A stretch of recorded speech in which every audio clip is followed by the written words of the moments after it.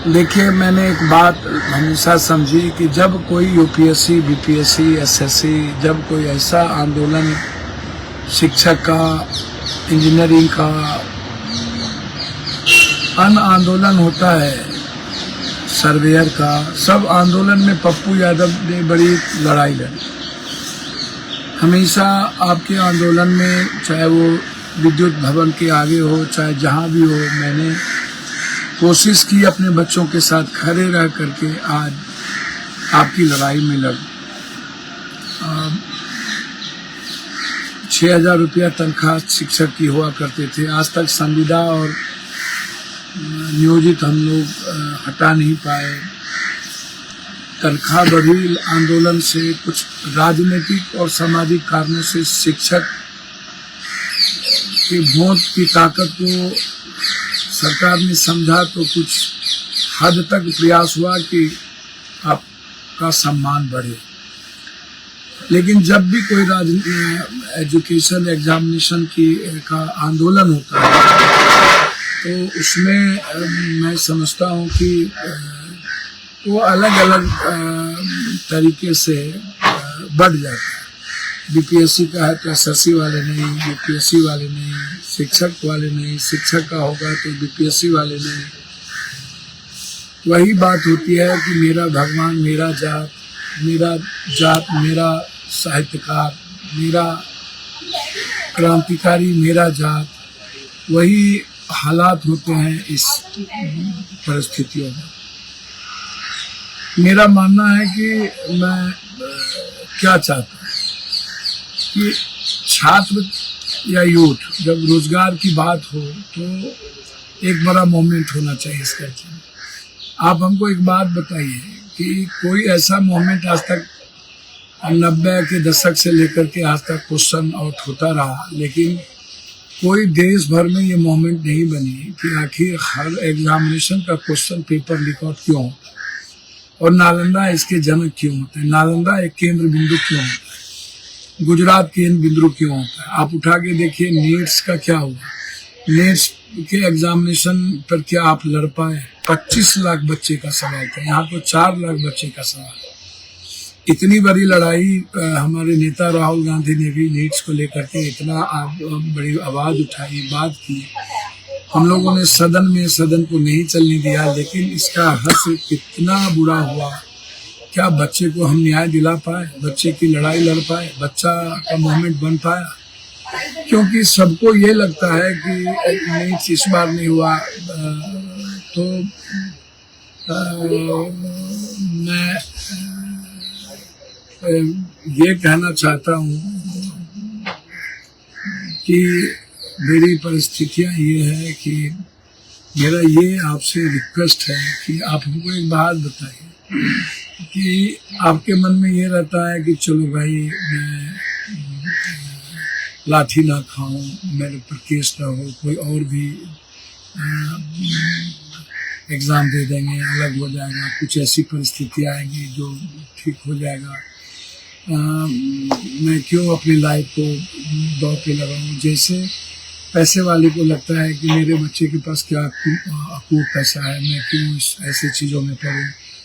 जो दलाल टाइप के लोग हैं उसको लगता है दलाली करके मेरे पास पैसे आ ही जाते हैं, मैं मेरे बच्चे या मैं क्यों इसमें इन्वॉल्व हूँ। मैं दलाली करके कुछ न कुछ काम कर ही लेता हूँ, चाहे जिस रूप से करूँ। नेताओं को लगता है कि चलो भाई नेता का सब कुछ चल ही जाता है, मैं इसमें क्यों इन्वॉल्व हूँ। तो ये परिस्थितियाँ लगी रहती हैं। नेता भी मज़े में, दलाल भी मज़े में, पैसे वाले मज़े में। दिक्कत होता है हर उस जाति धर्म वर्ग के लोग जो मिडिल क्लास हैं, जो गरीब हैं, जो लोअर क्लास हैं, जो समाज में आर्थिक रूप से कमज़ोर हैं, जिसके पास खेती नहीं है, जिसके पास रोजगार नहीं है, जिसके बच्चे सरवाइव करना चाहते हैं।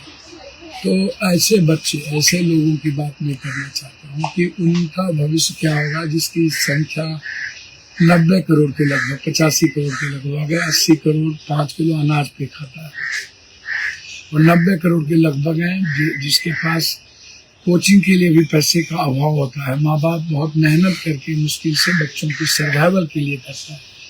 एक तरफ कभी नौकरी के लिए आपने लड़ाई नहीं दी, नौकरी के मुद्दों पर एक कभी आंदोलन नहीं हुआ, किसान के मुद्दों पर तो कभी पंजाब ने और लोगों ने तो लड़ भी लिया, बिहार और बंगाल और यूपी की हैसियत तो नहीं बची, वो लड़ेंगे भी नहीं, वो कभी जात पात से निकलते ही नहीं है, गलत धर्म मजहब से निकलते नहीं है। लेकिन बच्चे तो आपका भविष्य है, अग्निवीर हो गया, रेलवे की वैकेंसी खत्म हो गई, बैंकिंग की वैकेंसी खत्म हो गई, आपके पास कुछ सेलेक्टेड वैकेंसी, कभी यूपीएससी कभी बीपीएससी, इस तरह की चीज़ें, कभी शिक्षक कभी सिपाही भर्ती, बस सेलेक्टेड है, वो भी स्टेट वाइज है। तो आप जरा इस बात की कल्पना करिए कि आपके पास नौकरी भी नहीं बची और प्राइवेट की ओर हम बढ़ गए हैं। प्राइवेटेशन लगभग सीधा उसमें ना कोई एग्जामिनेशन होना है ना कुछ होना, तो आपका भविष्य क्या होगा। मैं कई बार कहता हूँ जब आप संकट में होते हैं तभी मैं आपके पास कोशिश करता हूँ आपको मोरल बूस्टअप करूँ। जन्मदिन के दिन रात से मैं और सदन में, पहला दिन सदन में मैंने बीपीएससी के मुद्दों को मजबूती से उठाया, फिर मैं लगातार इस सदन में 3 बार बीपीएससी के मुद्दों को मैंने लोकसभा के भीतर इसको उठाने का प्रयास किया, उठाया भी। और डीएम जब हमारे बच्चों पे थप्पड़ मारे थे तो उस वक्त सिर्फ पप्पू यादव ने यह बात कही कि कौन ऐसा आदमी है कि जो लड़ाई लड़ सकता है। तो मेरा रिक्वेस्ट इस बात को लेकर के है कि आप से हाथ जोड़ के कि जब आप पर लाठी और थप्पड़ चलती है तब कोई नेता इन्वॉल्व नहीं होते। आप कहते हैं कि मुझे नेता नहीं चाहिए, और बच्चे भी 4-5 कोचिंग ऐसे हैं जिसके जो बच्चे जो बटे हुए हैं, 5 कोचिंग 6 कोचिंग इस टाइप से। बड़े कोचिंग वाले अलग हैं, छोटे कोचिंग वाले अलग हैं। छोटे कोचिंग को लगता है कि बड़ी मछली खा जाता है, छोटी मछली हम क्यों नहीं बरकाते हैं, और छोटी मछली वाले लोग अभी वहाँ पर बैठे हुए हैं और जाति के आधार पर काम करते हैं। मैंने देखा, मैं 2-3 दिन जब मैं रहा वहाँ बैठा रहा, पलथी मार करके 8-9 घंटे कोई भी आदमी सुबह 5 बजे से 3 बजे तक एक बार भी लेटने का भी प्रयास हमने नहीं किया, उठे भी नहीं, और हम आपसे मिलते रहे, आपकी बात करते रहे और आपके लिए लड़ते रहे। लगातार आप एक परिवार और बच्चों की तरह मैं आपके साथ जो परिवार का दायित्व होता है मैंने वो निभाया और ईमानदारी के साथ। लेकिन वहाँ जो बटे हुए लोग हैं वो बच्चों के भविष्य की चिंता नहीं करते, वो अपनी राजनीति करने लगते हैं। किसी को एमएलए बनने का सपना हो जाता है, किसी को एमपी बनने का, किसी को, सबको सपना देखना चाहिए। आप पीएम भी बनेंगे, लेकिन उसके लिए पेशेंस की भी ज़रूरत है और उसके लिए तरीके भी चाहिए। आप ही पीएम बनेंगे, आप ही सीएम बनेंगे। मैं तो कह रहा हूँ कि बच्चों को भविष्य यूथ को लेना चाहिए, और वो एमएलए एमपी बनेंगे तो उसको पेन होगा।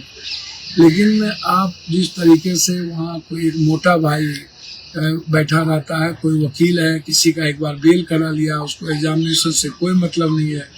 मैंने उनके आचरण और चरित्र को देखा। क्या नाम है, कौन तिवारी है, नाम मैं नहीं जानता हूँ। वो कभी कहते हैं मैं यहाँ से नहीं उठूंगा, मैं कहीं नहीं जाऊंगा, लेकिन जब उसका एक बहरूपिया जात जिसको जो लंबे समय से एक ही बात बोलता है, संघर्ष करने से कुछ नहीं होता है, वो उसकी भाषा यही है कि पैसे से ही सब कुछ होता है, पैसे से ही हम बेचेंगे, पैसे जाति के आधार पर। और कभी बिहार को सूडान कह देता है, बिहार को कभी गाली दे देता है। 11 दिन के बाद उसको कुंभकर्ण की नींद टूटती है और आके राजनीति करने लगता है। मैं कई बार कहा कि शिक्षक जो कोचिंग चलाते हैं, आप हमको एक बात बताइए, मैं चैलेंज के साथ कहता हूँ, जो शिक्षक कोचिंग चलाते हैं वो किस आधार पर सरकार का विरोध करेंगे? क्या आज तक आज़ादी के बाद किसी ने हिम्मत की विरोध करने का? क्या ये हैसियत है? सूप बाजे त बाजे, चलनियों बाजे, हमाम में सब नंगे, हर डाल पर उल्लू बैठा, अंजामे गुलिस्ता क्या होगा? ये हर तरह के शीशे के घर में रह करके क्या कोई कोचिंग में क्या पत्थर फेंक सकता है? कितने दिन वो मिली भगत उनकी होती है। मैंने एसएससी का आंदोलन देखा, यूपीएससी का देखा।